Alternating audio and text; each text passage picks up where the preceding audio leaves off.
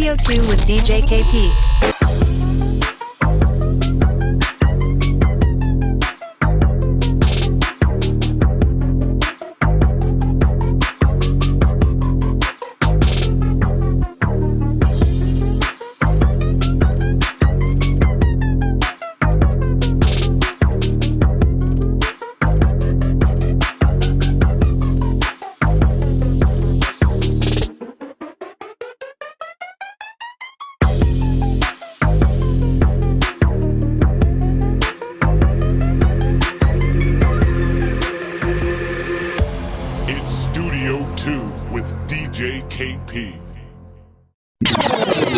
I tell you lies and it's just so toxic.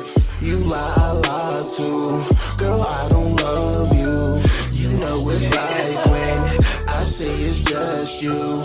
But don't be mad, boo. I once believed too.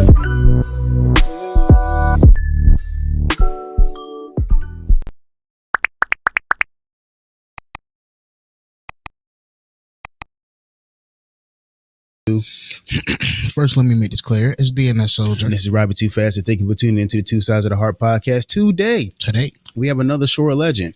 I think this week, all we had is Shore legends. To be honest. You feel me? He is the host of Studio 2 with DJ KP. Please welcome DJ KP. What's going on? What's up, guys? Thanks for having me. Absolutely. Thank you for coming on. Yeah, this is pretty awesome. Yeah, I'm finally on two sides of the heart, right? Yes, sir. Yeah, love it. Love it.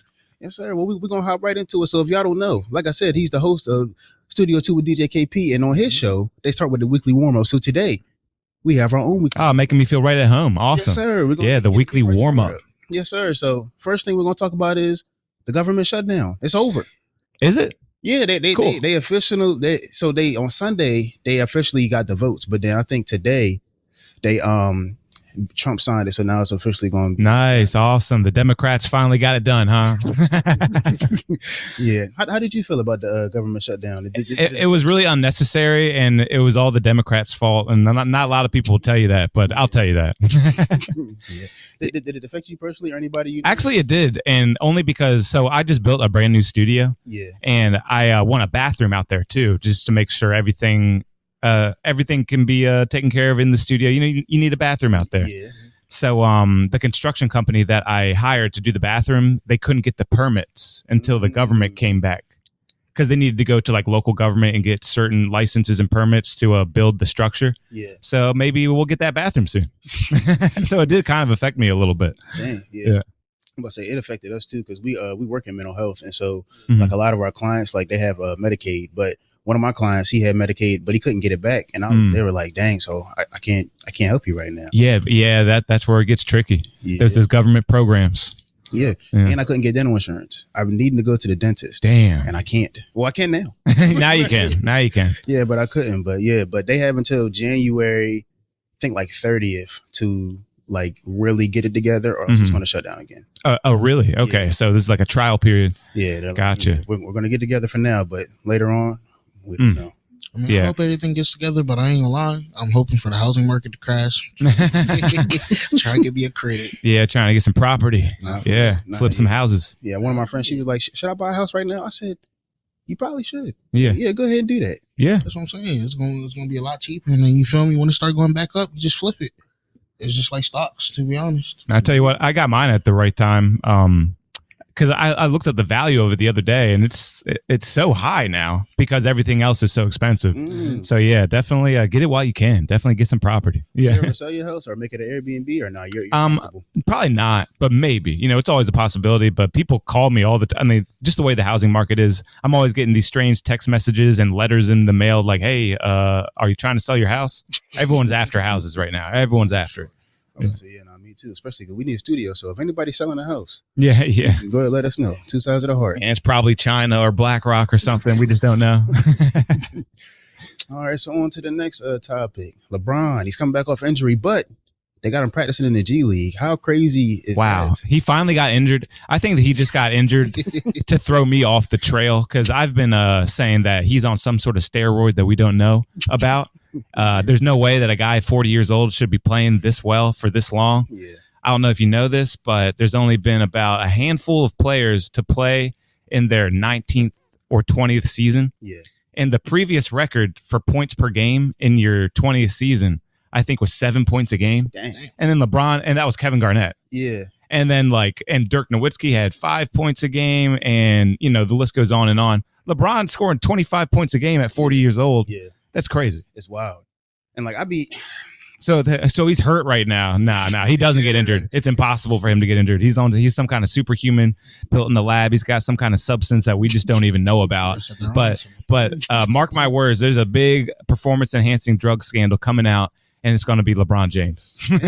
you heard it here first on Two Sides of the Heart. Yes, right. Look That's out right. for the scandal. I think it's weird for me because I'm an athlete, so I look at like I understand like what him and Tom Brady be saying, like, we do this specifically for our bodies and everything. And I do also look at like how like a lot of athletes, like, they're great and then they get their big contract and it's like, dang, you're ass now. Yeah, right. Like, how is that? And it's like for him, it's never been none of that. You're right. Yep. So I'm just like, is it really? He's amazing. And I love old dude LeBron better than any other form of LeBron. He's the oldest player in the league. Yeah. We've never seen a guy who was the oldest in the league be this good. It's so fascinating to me. Except Tom Brady. Tom Brady was good in that. Oh, you're right. Yeah, he played at 45, didn't he? Yeah. And that's crazy. And that was like the second most yards he's ever thrown in his career. Was like he threw 5,000 yards that year. Did he for the Buccaneers? Yeah. Wow. I was like, and so I'm like, and then he retired. I'm like, why? Like, you can continue to go. He should have done one more year. Yeah, and made Giselle extra mad. Yeah. That's crazy too. Could you imagine? Like, you're like, I don't want to be with you no more because I'm gonna play football. Like, like he should have done that. In hindsight, that would have been the move because she left him for like a jiu-jitsu instructor or something. Yeah. And it's crazy. And it's crazy because everybody's like, that's crazy. I would never leave Tom Brady, but she made more money than him. Yeah, that's wild. Yeah, because she was a model. Well, she's getting that chicken, boy. Yeah, it's funny how there's levels to it. There's sports making tons of money. Yeah. Then there's movies probably making a little bit more money. There's models probably making a little bit more money. There's levels to it. There's the CEOs. It's crazy. Yeah. How did Giselle make more money than Tom Brady? I know, that's crazy. Yeah. But then I'd be looking at it too. Like, football money isn't even a lot of money because basketball players make way more. You think so? Players. Yeah. I don't really know the numbers on that. Yeah. Nah, it's like, because I think like I was looking at it. So like the highest paid football player is making like a medium basketball player's income. Daniel. But you got to think about it, though. There's only 15 players on a basketball team. There's 53 on the NFL roster. That just makes sense. There's Yeah. more people they got to pay. True. Yeah. Yeah, you got to pay 53 people. That's great. And then there's a league minimum. There's a minimum you have to pay people, too, depending on your position. And then there's the WNBA who won't start playing until they make NBA money. So good luck with that, ladies. I be trying not to, like, piss people off. Because my sister, she plays basketball in college right now. Yeah. But I'm like, bruh, like, yeah, they don't really understand. Like, and anyone who's got a problem with it doesn't really understand. Yeah. Nah, I got a clip on my page that's gone super viral. I saw that. And it's actually, it's doing crazy with comments and shares and plays and shit. But they got offered, I forget the numbers now, but it's all on my clip. They got offered an increase that was 12 times their salary and they turned it down. Yeah. And I don't think they'll even get to that offer again. So that was just crazy. Yeah, 'cause they're like, we know we're worth. And I'm like, do you think you're worth NBA money? Because like, can you be eventually? Yeah. Maybe, yeah. But like, you're like, they're like, because they're looking at it from their feelings, but like, look at it at a business standpoint. Yeah. Your league is not profitable. No. Like the NBA loses money. Yeah. Into the W. And everyone knows this by now, but people still have a problem with it. It's like, are you hearing us? They don't make money. They lose profit. Yeah. Are you hearing us? Because if you hear us, you should just be done with this issue. Right. So like your league doesn't make money. Like you can't even sustain yourself on your own. So how are we going to pay you something that we don't even make? Yeah, it's wild. It's wild. But hey, I know that. Yeah, it's a charity. It's subsidized by the NBA, so they lose money, but they just get propped up by the NBA profits and stuff. Yeah. It's crazy.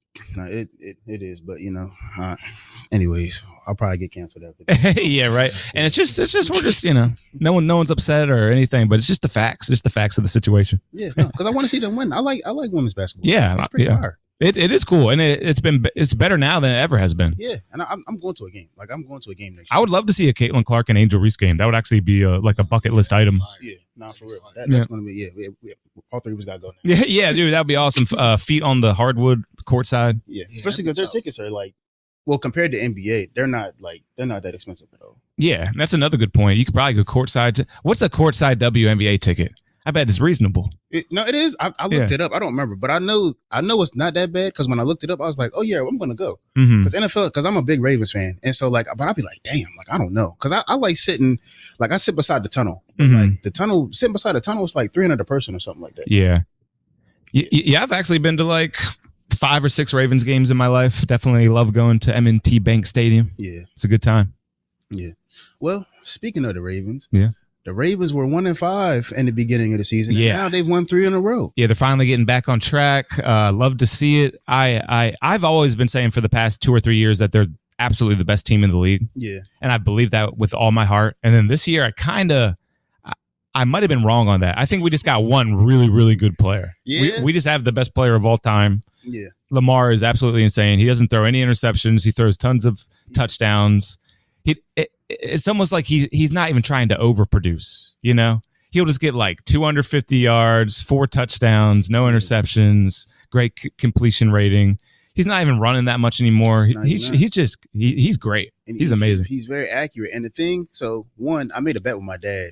After we beat the Bears, I was like, oh, I see where this is going to go. I said, we're going to win the AFC North and we're going to go to the playoffs. Now, past that, I will not be talking you on. But I was like, I bet him. I was like, he's like, no.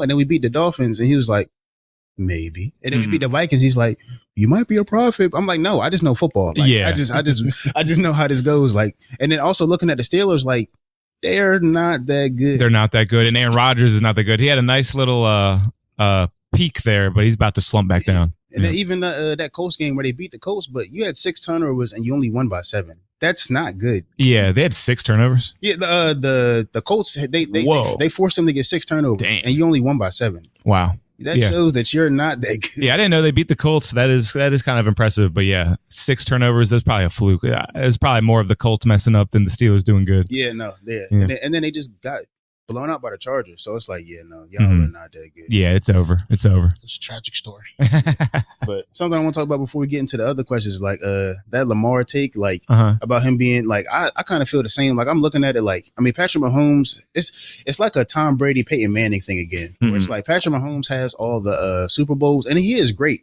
Yeah. But like if you're objectively looking at it, like Lamar Jackson is crazy. He's breaking all the records. Yeah. He has the highest quarterback rating of all time. And he has the most rushing yards for a quarterback of all time. And he's only in like season 8, and he'll probably go like that record's going to be way out of reach. Like nobody's going to be able to catch that. And in first 100 games, I think he has the most wins or something like that. He has the 4th most wins for a quarterback. Was it 4th most? All time. Yeah. Because I think it's like Patrick Mahomes has the most, and then Tom Brady, and then like Ken Stabler, and then Lamar is number 4. And his touchdown to interception rating is amazing. And when you just watch him play, he does incredible stuff every single game. Yeah. Glad he's a Raven. No, I'll be thinking about that. Like, how lucky are we? And he's saying that he wants to retire a Raven, and everyone says it about their team. Never ends up being true, but I hope it's true for him. Nah, for real. And I think it'll be just our luck that we get a Super Bowl this year when we were ass in the first 6 games. Yeah. No. Yeah, I think it could happen. We could definitely win it all. You know, football, there's a lot of chance, a lot of factors, but we're definitely right there with anybody else with the best chance to win it. Yeah, absolutely. Well, thank you for the weekly warm-up on the Two Sides of the Heart podcast. Yeah. So, welcome to Nelvana Travels, where the salon comes to you. From short to extra long custom gel sets, every detail is tailored just for you. Choose your shape: square, coffin, almond, stiletto, or anything in between. Got kids? No worries. Nelvana Travels is family friendly. Children are always welcome. Serving the DMV, Eastern Shore, and beyond. Nelvana Travels brings the full nail experience right to your house.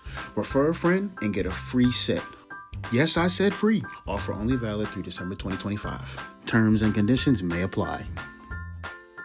All right. So who is KP? Who is KP? KP is a producer and a DJ, a husband, a whole lot. Yeah, basically I got a recording studio that I've been owning and operating for over 10 years full time, probably about 12 years. Started in my mom's basement, moved it into my house. Now it's out of my house on my property in a different building, brand new studio. Yeah. definitely hit me up if you need any recording time, mixing and mastering. Like I said, I've been doing it full time for 12 years. Nobody around here really has the experience that I have. We're talking like 700 sessions every single year, at least, you know. So that's basically who I am, is the studio guy, mixing, mastering, recording. Just got a real expertise for that, just because I've just been applying myself for so long now. But I also am a DJ. So I'm a radio DJ for Power 101.7. So grateful to be a part of the Power Squad. I got a really popular radio show that I do with my best friend, DJ Cash. And it's 3 hours every weekday from 3 p.m. all the way till 6. So guys, definitely check out our show. You won't regret it. It's called the Old School versus New School Mix, which is perfect because everyone likes a little bit of new school and a little bit of old school. And that we just kind of highlight the differences, and a lot of new songs. They be biting from older songs and sampling from older songs. And we like to highlight that and do fun stuff with that. So yeah, if you ever are listening to the radio, especially from 3 till 6 on a weekday, definitely check out Power 101.7. And I do a bunch of weddings too. Was a lit nightclub DJ for many years, but both of the nightclubs that I really cut my teeth with, they both shut down. So that was tough, but you know, everything happens for a reason. And it seemed like God just kind of wanted me to transition more fully into the radio DJing, which was really a blessing because I don't even have to leave my house for that.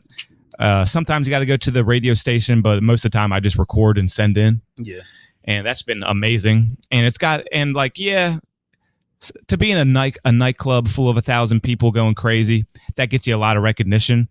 But it might feel different because I'm at my house recording mixes to send to the radio station, but that radio station, they see 25,000 people. You know what I mean?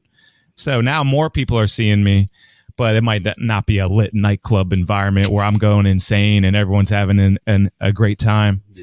But I'll get back to that eventually. Actually, the guy from Secrets, he was in my email the other day saying that we need to have a meeting. But around here, it's all about who you know. You could be the best DJ in the world. If the booker's not your cousin, you're gonna have your work cut out for you. But it's all good. I got plenty of opportunities. But yeah, I used to DJ at Cowboy Coast. Crazy. That was the Wild West, man. Back in Ocean City. They've been closed down for 2 or 3 years, and I used to DJ at Warehouse in Salisbury, and they used to have lines wrapped around the building, every college kid in the area. But that's basically who I am: DJ, producer, and a podcaster. I almost forgot.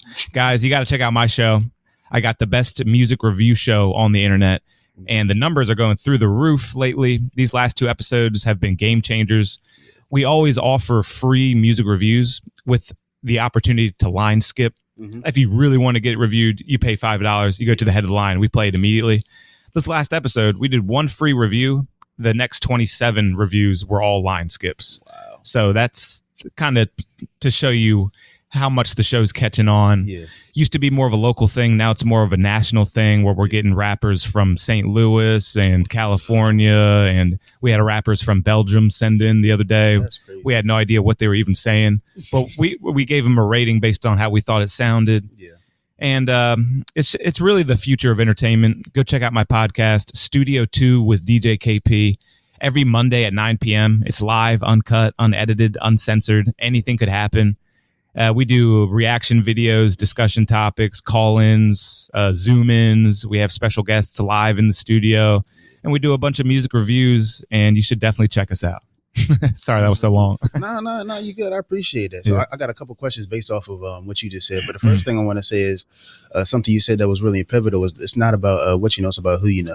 Because I feel like that's real important. Because like the first thing we ever started doing together was music, and we were like, oh yeah, we got the best bars, we got the best beats, but we ain't know nobody. So we thought we were going to will our way to people knowing us, but it's like, no, we need to go on Studio 2 with DJ KP and submit our songs. We need to, know a Slimy Tanner or LP Marcy or really, branch ourselves out there. I think that's that part of it can really get annoying. It's like, why can't I just focus on what I want to focus on? But now you really got to get out there and meet some people and build relationships. And it's hard work and it takes time and effort, but you got to do it. You got to do it. Yeah, no, I agree. Especially because I'm shy. Yeah, me too. Me too. Really, I couldn't tell. I'm not.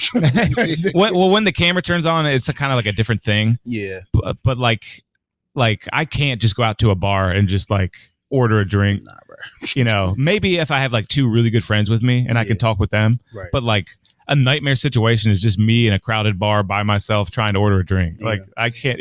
Yeah.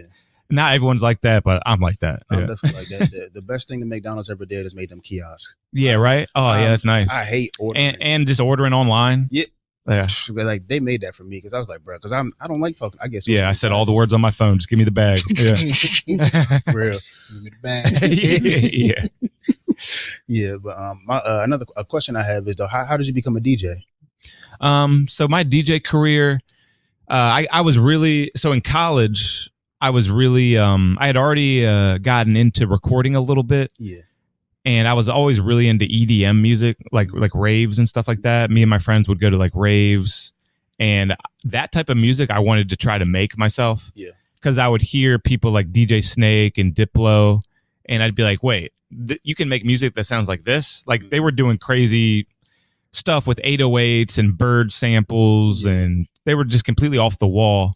And I was like, wait, I could actually do this. Yeah. Because like, I was never musical in my life, but for some reason hearing that type of music, it kind of spoke to me, and I was like, I could actually do this. Yeah. So I started trying to produce that type of music, and then I was like, you know what? I should get a DJ board. And then me and the guy who I DJ on the radio with, DJ Cash, we were living together at the time, and we decided to go half on a DJ board. Yeah. And it was a little Newmark DJ board, and I was working in physical therapy at the time, and he works at Eastern Shore Coffee and Water. Shout out to them. And every day we would get home from work roughly at the same time, and we would go right to the board, and we would mix for hours and hours and hours, and just having the greatest time, just mixing crazy EDM music. And just from there, we just kind of evolved. We eventually got our own boards. We got our first gig. We played for just a bar tab at Mojo's in Salisbury, got completely blackout drunk. We ended up owing them like $100 at the end of the night, you know. Everyone had an amazing time.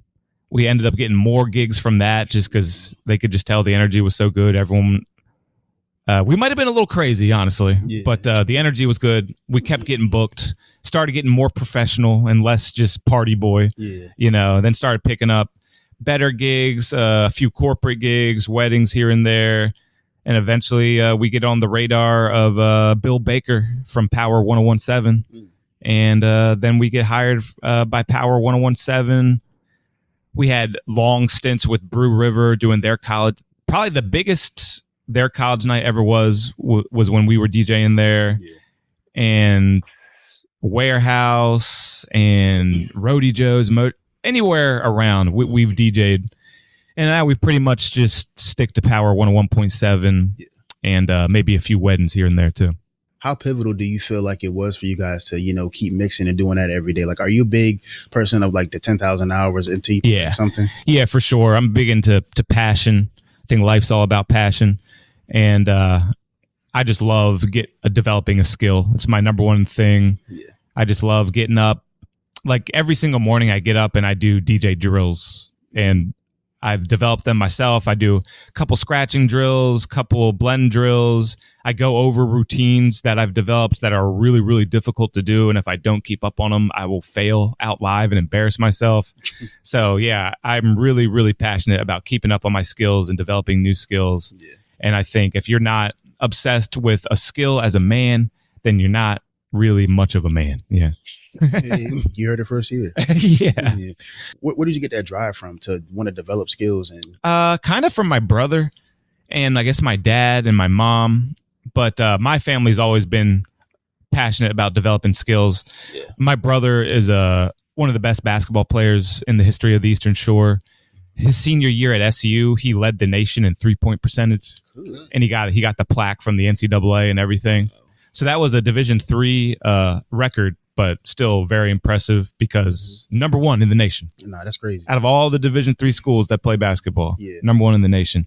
And he used to get write-ups on the local newspaper all the time. I remember he had a huge write-up in the Daily Times. It was called The Year of the Gym Rat. And that just like spoke to his personality so much because he would never leave the gym. Right. Because he was a shooter, obviously, best 3-point percentage in the nation. And he would just, I mean, I forget what his quota was a day, but like 1,000 threes a day. He had to make like 1,000 threes a day. Yeah.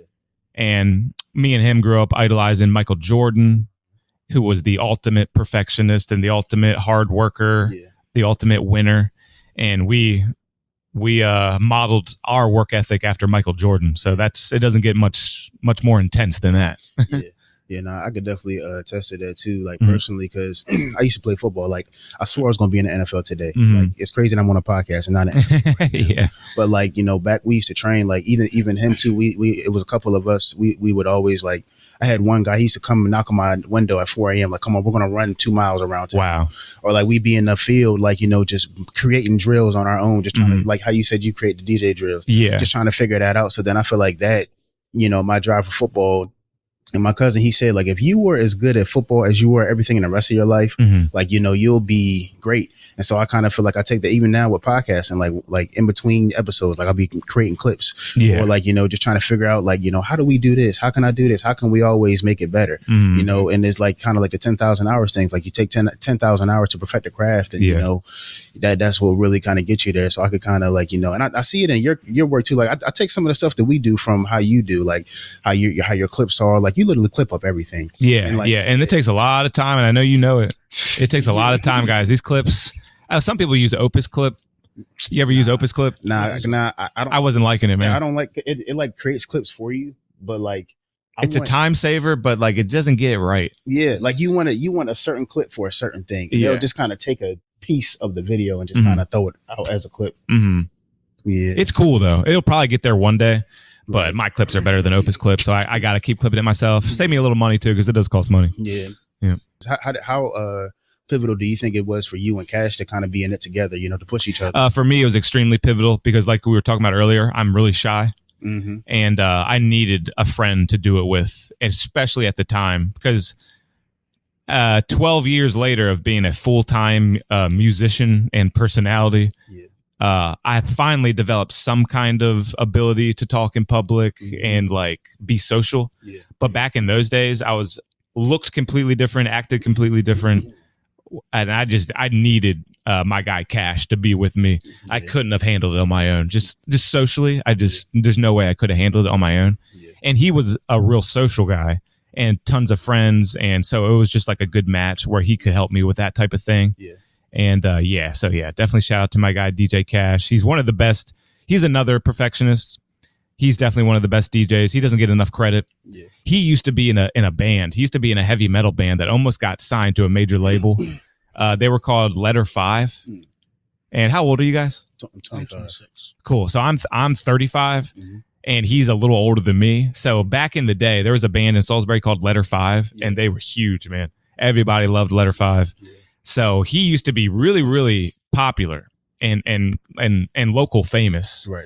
And people still come up to him like, wait, are you the lead singer from Letter 5? And like, but so that was the type of guy he was. He was the front man to a very, very popular band. And I met him at a friend's house and we just hit it off. Right. I don't know how, because he was like a more popular guy and I was just a more very lesser known. Nobody knew who I was. And then we just started DJing together. And to a long answer to your short question, yeah, I definitely needed my friend DJ Cash to be with me. No, I think I agree. Like I just had to do an episode recently by myself, and I called him after. I was like, "Nah, bro, like, this is our show." Like it was nice, but like, you know, and even just with our music, like, you know, like we push on each other. So even in the studio, like, you know, we'll push on each other. He'll be like, "Nah," like. He won't say it directly like Robby that sucked, but he'll be like, I mean, it was all right. And I'm like, okay, bet, bitch. Don't even worry about it.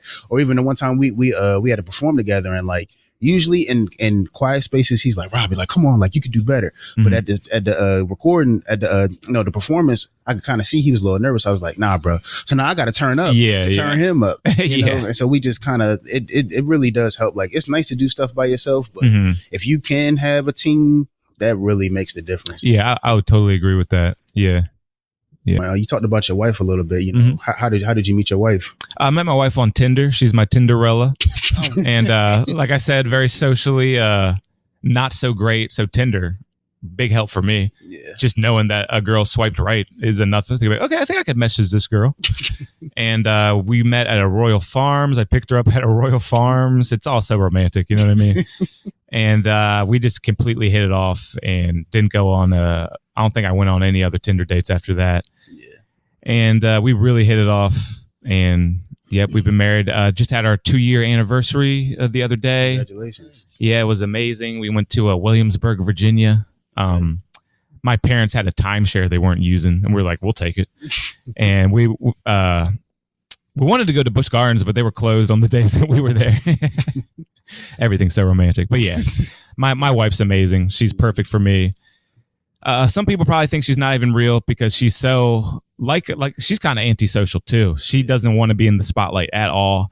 I've been trying to get her on my show for so long. She will not come on the show, won't come on the podcast, but nah, I love her and she's perfect. And yep, definitely find love and get married, guys. I definitely agree. What do you love most about her? I just love that I can be myself around her. Mm-hmm. Only person in the world who I can be my true, authentic self around. Mm-hmm. And I'm starting to work on that and starting to let that personality out on my show and at my gigs and stuff. But that's like the main thing is I truly feel comfortable around her. Yeah. And all the stress can just kind of melt away because there's nothing to worry about when you're just alone hanging out with your wife, you know? Yeah. Mm-hmm. Do you feel like she makes you better? Yeah. Because I'm a real perfectionist. I'm really opinionated, and you know, she's corrected me many times when I've needed it. And earlier on in our relationship, it might have led to a few fights, maybe.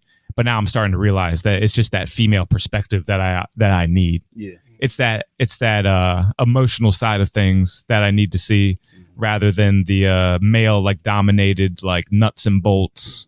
Like result driven stuff. Yeah. And that's kind of a pretty heavy in the relationship stuff, but it's just true. Like as a man, you need a woman to give you that emotional opinion, that female side of things. Mm-hmm. And I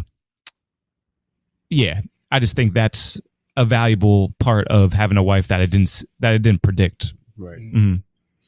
Did you always want to get married or like kind of or was like, oh, now, you know? Yeah, I was always like definitely looking to settle down and definitely want kids eventually. And now we're starting to think a little bit more seriously about that because, like I said, I got a new studio now. Mm-hmm. Studio used to be in the house. Right. Used to have a control room in bedroom number 2, a tracking room in bedroom number 3, and a podcast studio in the dining room. Right. And now all of that is out the house. Now we can have a kids room. We can have a dining room, a family dining room. Okay. And I feel like we're ready to start thinking about maybe building a family and stuff like that. So yeah, have a little KP around. Yes, I would love to. People don't know your wife is black. Yep. You always love the your wife chocolate. is black. I honestly have. Yeah. My wife is black. That's right. And my kids will be mixed. Yes. Well, yeah, work fucking with us. Yeah, man. And honestly, I've always been attracted to black girls. I've always been attracted to all women, like all guys. Mm-hmm. No guy truly has a racial preference. You know what I mean? Right. There's no, but or maybe I'm wrong on that. I feel there might be some that you're like, ooh, but like I don't think I'm just like now at this point in my life. I don't know if I can marry a white girl. Yeah, granted. Well, marriage that's different. Yeah. Granted, but just the physical attractiveness. I mean, physical attraction. Oh no, anybody. Yeah. But I think I do prefer my darker. Mm-hmm. You feel me? I prefer the melanin. Yeah, you're pretty dark. Yeah, gotta match it. Yeah, I think. But then also, I dated a lot of white girls in middle and high school, so like I'm kind of just I'm done. And like, but yeah, I've always been attracted. Like, I remember the first girl I ever had a crush on in kindergarten was a black girl. I remember. I can still kind of picture it.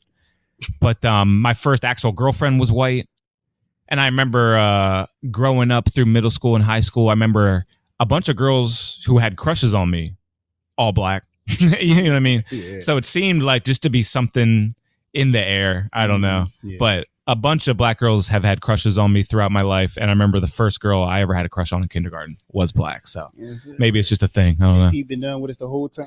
Yeah, I would have never known. Yeah, nah, I'll be stalking, bro. Nah, but okay. So our first love question, unless you got some questions. Oh no, you good. All right. So can peace? Oh, she black though. That's crazy. Yeah, yeah, I'm sorry. yeah. Man, are you a ginger? I never thought I was, but everyone says I am. I'm more of like a English, Scottish. You know, a ginger's more of an Irish. Yeah. I think I was blonde when I was younger. I think it's more of a brunette. Yeah. Little red in my beard. At the right sunlight, you'll see a little red in my beard. That's what. But a ginger is someone with very pronounced freckles. I got freckles. You know, I got the spots. I got the. But that hair's got to be red. Yeah, that hair's got to be red to be a ginger. I'm not a ginger. I'm something close. I'm something similar, but I'm not a ginger. No. I say because I remember they were saying gingers are blacks. I'm about to say it makes sense. Oh yeah, I've heard that too. Yeah, I've heard that too. Right? I've never heard that. Yeah, you ever heard it? It was a whole thing on TikTok. Bro. Yeah, they say gingers are superheroes. Their skin is so fair that they turn sunlight into vitamin D at a superhuman rate, they say. Have you heard this? I did not hear that, but that is crazy. They can get like the full amount of vitamin D from like stepping outside for like a second. Wow. They could just come back in, they'd be good. That's crazy. But moving on, can peace ever replace passion? Can peace ever replace passion? Yes, it can. Because if your passions bring you enough money, enough success, and it brings you all the peace in the world, then you aren't going to be quite as motivated to do that thing. And that's a beautiful thing, honestly, just to enjoy yourself. Yeah. Yeah. How do you feel about that? But like, it's never going to totally replace it. You're going to want to do that thing that you enjoy. Yeah. But when you're chasing your dream and you want the success and you want to do your stuff, the motivation is just simply higher. Right. If you get everything that you're working for, you're still going to have motivation. It's just not going to be quite as intense and not quite as high. You know, I think that kind of makes sense. Like looking at like rappers, like people be like, why they not dropping albums? I mean, what does he have to for? Like he's already accomplished. You know, if you have billboards and records and all that stuff, you kind of just mellow. You probably still have that fire a little bit in you, but you feel accomplished though. Yeah. Yeah. What do you feel about that? Can peace replace passion? You the one that wrote the question. I'm saying, man. Like, I do believe that, man. I'm not gonna lie. I feel like it depends on the person, and on how like bad you want that peace. You know what I mean? If that's something you actually, I feel like at a point in time, you know, peace and passion. Like sometimes your passion can bring you peace, but at the same time, like sometimes after a while of dealing with that passion, you start to yearn for that peace. You just want to. You know, just want to chill. Everything's cool. I don't got to stress much. I don't got to deal with all the bullshit. Because even that's your passion, there's still bullshit to come. You know, you just deal with it because that's your passion. But at the end of the day, though, you still got to deal with bullshit no matter what. And I feel like that's something everybody, you know, some people might be younger at a point in time in their life, or some people might be older, but at a point in time, you're just looking for peace. Yeah. I feel that. And to go back to the relationship side of things, I remember back when I was in a bad relationship, and I was dating a girl who was just a nightmare. I remember I would choose peace over passion. Maybe you have a very passionate disagreement that you absolutely want to address, but you know this crazy bitch is just going to explode and ruin the next week of your life. So you just choose peace and you just get over it. But that's honestly not the way to do it. If you truly have a disagreement with someone that you're in a relationship with, you really got to think about leaving that person. And then finally, I did leave that person. There you go. You realize it should be harder than it seems. Yeah, it does. It does. It definitely is, man. I think I talk about the same person all the time, but like, I was in a toxic relationship too, and it's just like I've been looking back, like now, granted, going through that relationship gave me the perspective I have now, but I just be looking back, like why? Like why was I just like?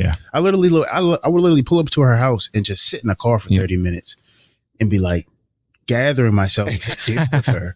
Like, that is not somebody you love. Yeah, you probably told her you loved her too, right? I did. yeah. We all do. Why? I don't know. Yeah, I mean, I guess. In hindsight, that shit is so far from it. Yeah. For real. Yeah. And she didn't love me. I think she loved the idea of me. Yeah. Honestly, I feel like what ends up happening is at a point in time, there was love. And then you hold on to that image of what it was instead of thinking about what it is now. That's why you give people grace so much. You know, you take that time to gather yourself. Why am I dealing with this?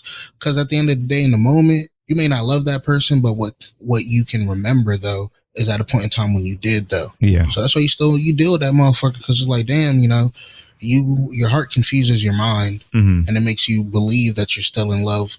And then it takes the pain and the bullshit to clear the view and be like, you know what? Nah, I don't love this bitch. Yeah, it does. Yeah, no, for real. No, I did love her. I couldn't continue. For real. And I think, especially too, because that relationship, it started out as like she was a rebound. And then like I had this toxic thing of like, oh well, you gotta stick it out. Like, why? I'm not married. What the freak? Yeah.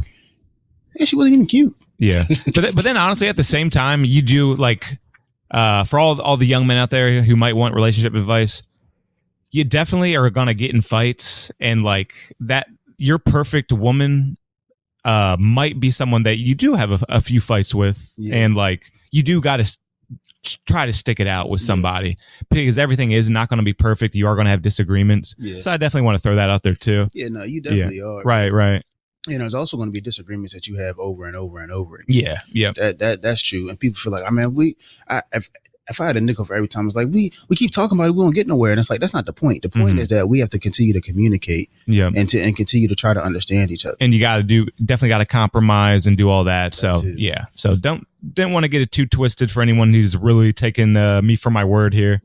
Like, yeah, you do got to stick it out. And I feel like I'm not saying exactly what I'm trying to say, but I feel like you know what I'm trying to say. Yeah, you gotta stick it out if like y'all are on the same page of where you're trying to go. Yeah. Like you can't just be like stick it out because you feel like you have to, but it's like, you know, y'all both understand what's going on. And then also something too, for like, you got to know your person. So like me, like in a relationship, if she's like, okay, well, I guess she don't want to be with me. That's not her saying she don't want to be with me. That's her being frustrated right now. And she's just like scared that I'm going to leave her after this argument. Yeah. Like she don't really not want to be with me. Or sometimes is she on her period? Is she hungry? Like, it could be something as simple as that sometimes. You know, you just got to understand your person too. Or is she really crazy and she don't want to be with you and she's telling you? Yep. And as a man, you got to keep the emotion down. You got to realize that these women are much more emotional creatures. And as a man, you got to keep your emotional down and try to stay a little bit more level-headed. And that's always going to help out too. That's nothing. Just general relationship advice. Play the role of a man. Let her play the role of a woman. Let her get emotional. It's going to happen. It's never going to stop. You got to stay calm, cool, and collected. Yeah. Especially like, I think every argument I've ever had, when I stay calm, it worked out. But as soon as I got here, it never goes right. Yep. I feel that. I also feel like a big problem with nowadays is the emotional intelligence and communication. I feel like if people could work on those two things before hopping in a relationship, it would solve a lot of things. A lot of times when you have that argument over and over and over, okay, why are we having this over? Because to be honest, the way I see it, if we have a conversation about an issue and we solve this issue, it shouldn't be a issue no more. So the issue is that we're not solving this. We're arguing, but we're not listening to each other. You feel me? I forgot who I heard it. It was some TikTok video. And the lady was talking about you got to listen and understand and not listen to respond. Because I definitely used to listen to respond. Yeah. And it's like, before you even get out what you sound like, nah, that shit sound dumb, like, et cetera, et cetera. But instead, I'm okay, what are you actually trying to say to me? And sometimes it'd be like, it's not that deep, but you just like, sometimes they want to get it off their chest, but they don't know how to articulate it. So it comes off as something else. And it's like, so y'all arguing about this when really y'all should be over here, but the argument took a turn down here because like emotions and stuff. So I do feel like as a man, you know, you shouldn't be as emotional, but I also feel like as a man, if anything, you need to have more emotional intelligence to be able to deal with an emotional person. I definitely had to learn that. And if you're going to keep it short and sweet, you know what I mean? Use that power for just a little bit. You know, you don't want to be flying off the off the rails too bad. No, somebody got to stay grounded. Yeah. For real. 'Cause two people emotional, y'all not getting nowhere ever. And everyone nowadays gets offended. Everyone likes to think of themselves as the guy who doesn't get offended, but we all just get offended. I don't know what, just something with the media and social media. We've all just developed like a shorter trigger or shorter fuse. Sensitive. Yeah. As a group of people, we're just like. I hate to say it, people be bitches, like just like, for real. Got to get back to laughing things off, and like I got a popular podcast, and believe it or not everyone thinks I'm the coolest guy in the world. You know what I mean? Believe it or not, some people think I'm lame as hell, and will let me know about it, and it literally doesn't bother me to the point where I honestly enjoy it. Like, honest to God, I enjoy that. Just the fact that somebody would like type some words up about me on the internet and just put it out and watch my stuff and comment on it. Love my haters. I've always loved my haters. I think it's very, very special to have somebody who would do that for you. Nah, for real. Like, I pray for my enemies, especially because like now, like we were just talking about this before you came, like, there were dudes that like they were like clowning me. They're like, Robby too fast, right time. I'm like, hey, but you know what's crazy? You know who I am. Yeah. Like, you saying my name, I really don't know who you are. Yeah, dude. You remember that the cipher where you're getting all that hate? Oh my God, dude. You got a lot of hate for that cipher. That was getting a lot of engagement. Yeah. And then I was pissed about it at first, but then I took a second to look like, well, hold on. Everybody talk about me in this moment. I really wanted to capitalize off that. I did not. But you kind of did. Yeah. A little bit. We should have dropped a song. I should have dropped a song. Oh, okay. Yeah, you should have dropped a song. Yeah. And like, that's just the music industry. Yeah. Think about any song that's on the radio. You ask someone if they like it. They might say, I love it. They might say, I hate it. It's a song that's been produced by the best producers in the world, some of the best musicians in the world. It's a perfectly mixed, perfect song. And then some average Joe is going to tell you that they hate it. Yeah. And probably half of the songs on the radio they hate. Yeah. So if you can't take hate, then you're just not cut out for this business. You have to be able to accept the fact that people hate what you do. Yeah, you do. You really do. All publicity is good publicity too. Like, and again, like you said, that's how you know we made it. Like right now, we don't get too many bad comments. I'm like, see, we're not there yet. Yeah, and it needs to be. That's how you know that you really where you're trying to be. And we're kind of past that now. We were getting a lot of hate in the beginning, and now it's just one big happy family. Everyone is thrilled with the podcast. We're getting new fans every single day. But like the other day, some local producer literally started spreading rumors about me, trying to ruin my business. Yeah. Some guy, I don't even know his name. It's a long story, but he ended up sending me this big email like 2 days ago, apologizing. And it's just so funny. You know, if your haters are unsuccessful for long enough, they will try to correct all that. But you know, I wasn't paying attention to you when you were hating. I'm not paying attention now either when you're trying to get the apology and trying to get on my good side. Yeah. Nah, you stand on what you said. Yeah. Stand on business. So, what broke your definition of love? What do you mean by break? So, like, something happened to redefine, like, your idea of love. That's an interesting question. Yeah. Because, I feel like that's kind of inevitable for a man, especially getting into that real serious relationship like I've been in. Yeah, it's not like everything that you might have expected. And I guess just having a wife and just truly just dedicating myself and being like, nah, this is my woman forever. Yeah. That's kind of changed my definition of love. It's more of a commitment and like a choice than some perfect organic thing that a lot of people think it might be. Kind of like what we were saying, like you gotta find someone that is perfect for you, but you gotta stick it out with them and grow with them and develop with them. Yeah. And I feel like just learning that aspect of like a marriage, that's changed my definition of love. And it's a more pure form of love than the one I had in my head before, honestly. Yeah. It's much more committed and dedicated, which I think is beautiful. Yeah, absolutely. I think in my head, before, like I used to think like I would be able to will us to a healthy relationship. Like everything, like I got this, like I'm a figure, but it's like, but that's not real. And then I also thought I knew everything, and I don't at all. Yeah. And like I feel like I've learned a lot from the crazy relationship I was in, but even from the woman I'm with, like, you know, she's like, you don't have a lot of empathy.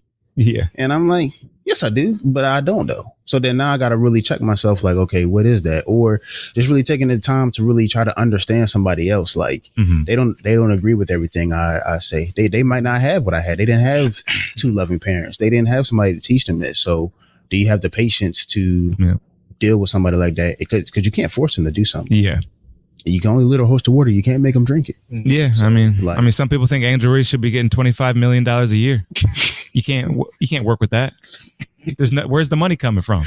Where's the money coming from? I don't know, LeBron's pockets. That's yes. Yeah, that's what's coming from. But yeah, nah, I definitely feel that.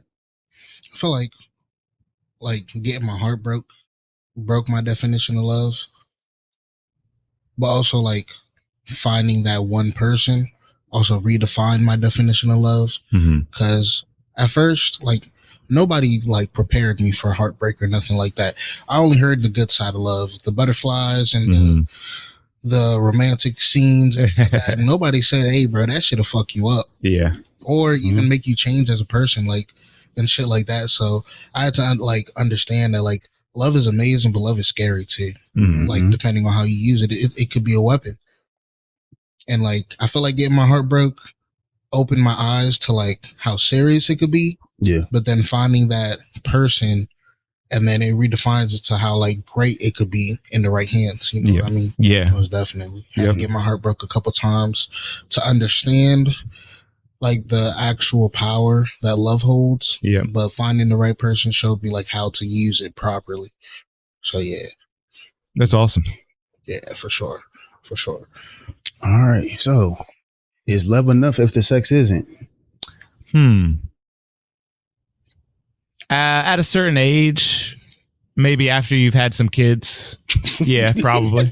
Probably. Yeah. But you know, for you know, we are beings that are meant to have sex and have kids, you know what I mean? So is love enough if sex isn't? So that implies that if you're not having good sex, can you still be in a loving relationship? Is that kind of... Yeah, like the head is trash. Like, yeah. Pussy is trash. Man, maybe. Yeah. I'll stick to my first answer. Yeah. Later on, after you've had kids, yeah. But in the beginning of y'all first meeting and it's trash, like, nah, you can't continue. Nah, because like physically from a develop, like a... What's the word? Evolution standpoint, nah, you got to procreate. Have you ever had some really, really bad sex?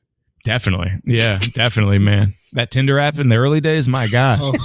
I was there in the early days of Tinder. I was a Tinder pioneer. Hey, you want to tell that story or not? Nah, let me think. Yeah. And honestly, my memory is so bad. I just know it's happened, and I'm thinking, I can't think of any specifics right now. Yeah. But yeah, is there any funny relationship stories I can tell? Move on, but if I think of any, I'll definitely just bring it up. Okay, yeah. Okay. Bet. I ain't gonna lie though, one time, sex was real bad. Like, so in the middle of it, I called my sister. Like, I texted my sister, and I was like, "Call me." Like it's an emergency. I just thought of one too, but you keep going, keep going. So when she rung me, I put her on speaker. What's going on? And she's on the phone like, oh my God, we gotta go to the hospital. I'm over here like, oh my God, what happened? Yo, I gotta good looking. I had to get out of there, bro. It was bad. Sometimes you be like, what the fuck am I doing here? Dude, just the fact that you had a phone call involved reminded me of a time that I had a Tinder match, and this girl was at SU, right? And my house is probably 5 miles from SU. Yeah. Probably 5 miles from SU. And she said she's coming over, and she ended up jogging over. She jogged 5 miles from SU all the way to my house. She was covered in sweat when she got there and very fit, jogger. And I remember just during the process, she had to stop very abruptly. She had to stop. Ran out the room, closed the door, and I just heard her call her dad. She just called her dad and had this long crying conversation with her dad. And that's my bad Tinder story right there. Man, what the freak? Isn't that crazy? That is real crazy. Isn't that crazy? Yeah. So like she just got up in the middle of it and just. Yep. Just had to go. Had to talk to dad. Had to talk to pops after running 5 miles. Oh man. To get to me. Sorry, KP. Yeah, you'll get one crazy Tinder story. Yeah. I think the craziest thing that ever happened to me, like it was this, I think I was 21. It was this 35-year-old. She had just got divorced. And like, I met her at Rural Farms and like, she was talking to me. She just started talking to me. Like, okay, how you doing? Or I had to turn around. Eventually I got her number and like, I was going through a breakup. So I was kind of like, whatever. And then eventually, like, you know, she bought the hotel. She bought me food, all this stuff. I was like, you're really nice. So we get to the hotel and she was like halfway drunk. The worst sex I've ever had. Like, I was like, what are you doing with your body? Like that. Oh my goodness. That was so weird. Like, yeah. And I was like, I think that's the last day I talked to her. I think Really? she called me like 2 months later, like, hey, you got some money? I do not. No way. Damn. She tried to spoil. She should have saved it. Yeah. Wow. It's crazy. I don't think I would ever do that though. Like, were y'all talking one night stand type thing? Well, we were talking a little bit. Yeah. Man, you know, I saw this online. I think 1300 Chic said this on Facebook. I thought it was so funny. And it just rang true to me. Mm-hmm. If you ever need to get rid of a girl or get rid of anybody, someone you don't want to be in contact with them anymore, simply ask them for a certain amount of money. Yo, that is so true. That's honestly like a good advice. Say, hey man, if you don't mind, can I just get like what's it? $250. Ask somebody for $250. They'll probably never speak to you again. Now, what if they send it? Then you just hold on to it. You wait a week, you send it back. It didn't work out. You know what I mean? Because they are going to want it back, and you don't want to spend it and not have it anymore. So if they do send the money, just send it back like the next day or something and be like, shit, it didn't work. See, I'm one of those people that like has crazy stories. So I'll probably be like, yeah, my car just crashed. Can I get $10,000? Yeah. Be like, 10,000? Especially for a girl, that would work. I ain't gonna lie. If she sent me 10 stacks, yeah, I gotta marry her then. Yeah. Seriously. Hey, look, you're here for the long haul, so I gotta just go. Yep, just ask them for money if you're trying to get it, get out of it. I mean, shit, the money changes shit. I'll be a sugar baby. Yeah. OT, I ain't playing. Yeah. Women are always like, men are intimidated by a woman who makes money. Who? Shit. The woman leaves when she makes more money. It's not like the man gets intimidated. No. Yeah. Just like, yeah. Okay. Well, there is some guys who I feel like that's a insecurity. Some guys, or it hurts their pride. Mm-hmm. But I really feel like if you're not the type of guy like where that would hurt your pride, yeah, I feel like guys don't really care that much. Yeah, guys just care about like looks and like surface personality. Like, what kind of girl are you? You could be a maid when the man married you, and then you could change to a CEO as long as you are the same kind of person, same bubbly personality, if you like a bubbly personality. And then you could be a janitor, and the guy would still feel the same way about you. As long as you stay the same general person, you could have no job at all. Yeah. The guy would still feel the same general way about you.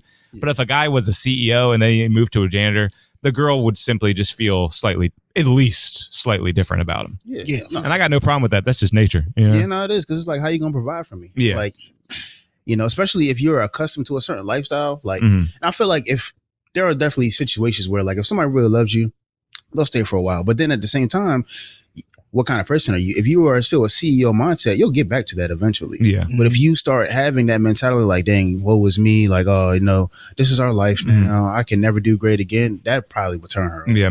And I'm definitely really anti boss bitch mentality. I'm definitely like, I'm a traditionalist. I'm a conservative. You know what I mean? I think conservative values are the best way to live your life. And the media definitely tries to squash that down as much as possible and call it racist and homophobic and sexist. And before we get out of here, I just wanted to establish that I am definitely a conservative values kind of guy. And I encourage everybody to at least try to live your life that way before you just dismiss it as old and outdated and evil. Some people literally think it's evil to live a traditional life that, people have lived that way for thousands of years, very prosperously. Yeah. But yeah, I would encourage girls, get married, have a baby, don't get too obsessed with the workforce, and you'll probably enjoy your life better. I don't know how we got on that topic, but hey, look. I feel strongly about those topics. This though. message brought to you by Studio 2 with DJ KP. That's right. So finish the sentence. Love is... Okay. Love is a commitment made between... Well, I'll say like relationship love. Relationship love is a commitment made between a man and a woman that requires a lot of determination and is a very strong attracting force that will help people throughout their entire life and kind of motivate them to stay with each other. And I'm kind of losing it now. Finish it. Love is like pure connection between two people. The purest connection between two people. That's what I'd say love is. Okay. Let's boil it down a little bit more. Yeah. What does love look like in your household? Just being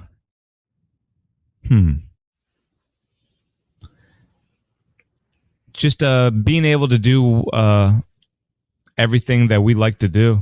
Just in my household, I feel like we got the purest form of love where, I mean, like my wife, she doesn't even work. She's a stay-at-home wife. And every single day just feels like a vacation to us. We just have this amazing life together. Yeah.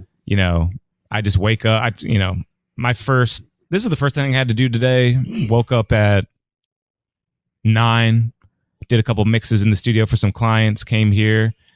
And so the question is, love is that what we were on?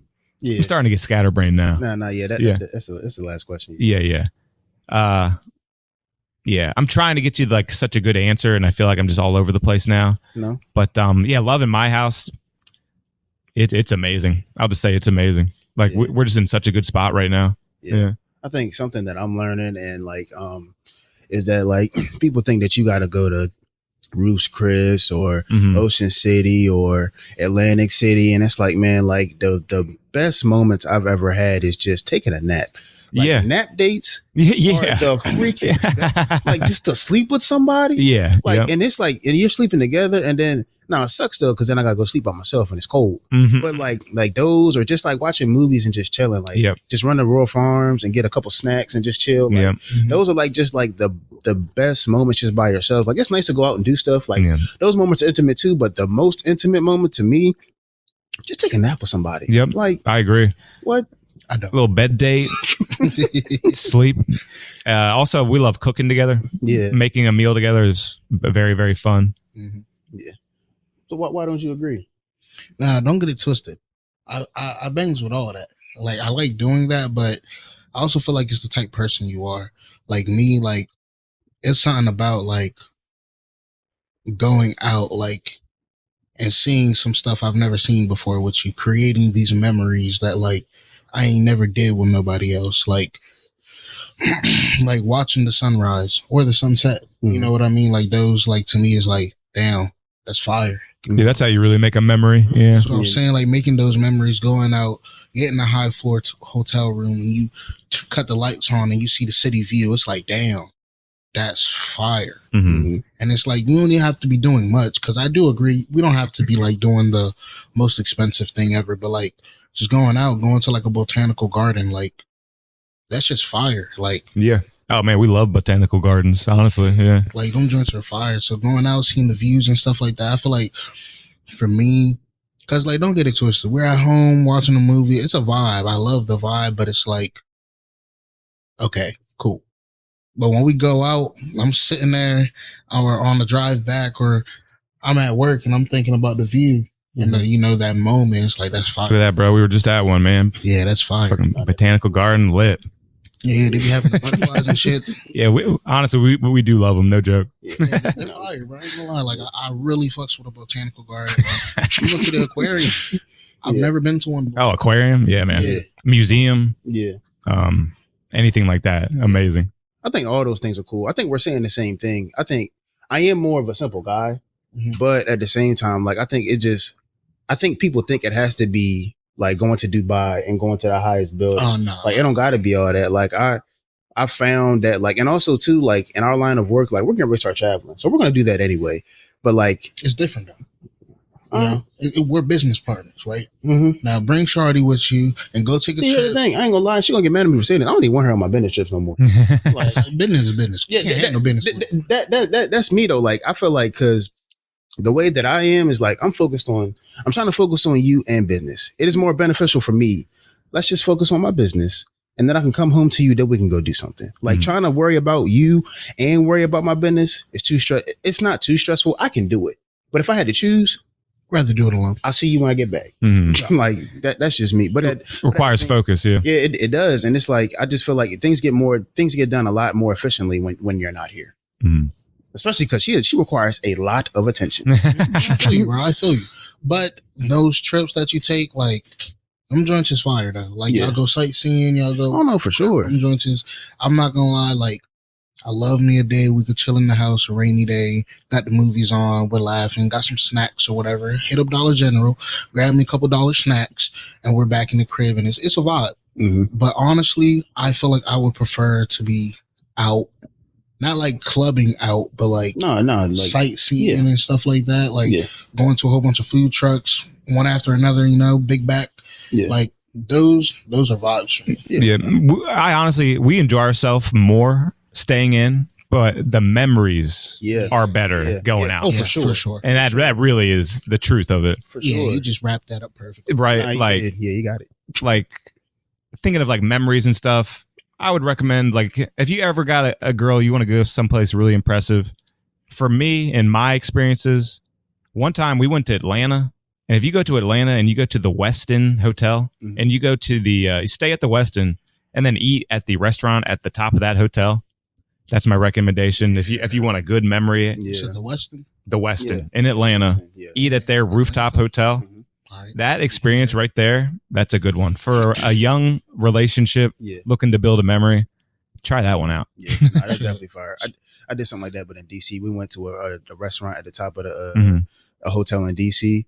And that was just like that memory, like, we got dressed up nice, and you walk in and you see, like, you're just around people that you would never be around. Like, I don't know who they were, but I know where they were important. Yeah. And the thing for me was, like, their kids were there and their kids were running around. So this is normal to them. Like, they're used to being in these environments. Yeah. Like, I think that is so pivotal. Oh yeah. I see what you're saying. Like, oh, okay. Like, this is the type of life that, you know, I want to be able to provide and stuff. So, like, and then I just remember that too. Like, it was just, now we ate some, like, I'm pretty sure I had chicken because I usually just get chicken, but it was the type of chicken. Like, it wasn't just rural farm chicken. Like, it was a bussin' though. Oh, for sure. See, that's my issue, bro. Every like restaurant I've gone to that's high end where I'm paying a ticket, always trash. The food is trash. No way, man. That's terrible. I love, bro. Dude, I consider myself quite the critic. Except Fogo de Chao, that shit was bussin'. Really? Other than that, though. Best restaurants in the area, I think, are Liquid Assets in Ocean City. Okay. And Spain Wine Bar in Ocean City. So 2 recommendations right there. If you can make it to those 2 spots, go. Yeah. So what I heard is KP is treating us. Yeah. Not cheap. Take a special lady to that one. Yeah. We went to Atlantic City. It was at the MGM. That joint was fire. Like, that joint was fire. The view and all that. Yeah. They had a whole bunch of restaurants inside of it, but it was fire. Everything looks cool. Yeah. Food, though, I don't know about that. Oh, yeah, and we've been doing a bunch of food reviews on my show, too. And I think we're going to do a food review when you guys come on this Monday. Sir. Yeah, man. So I think we're doing the Roost. You ever heard of the Roost? I've heard of it, but I don't think I've ever had it. Fried chicken chain. Okay, just popped up, or not just. It's newer in Salisbury. Yeah. So I just want to check it out, see what it's like. Look at that. About that shit. Well, you got any other questions? And actually, I got to get going, but this has been a lot of fun, guys. Oh, no, for real, man. I appreciate you for stopping by. We're going to see you in a couple of days. Yeah. You guys are about to be on my podcast, episode 143. Oh, yeah. Oh, yeah. I think you're going to be episode 25 for us. Nice. Yeah, you're building it up, guys. Yes, sir. Absolutely. Yep. Well, thank you for tuning into the Two Sides of the Heart podcast. Tune in to Studio 2 with DJ KP every Monday at 9 p.m. That's right, guys. I remember. Yes, sir. Well, like Soldier always say, fuck that bitch. Later, guys. Yes, sir.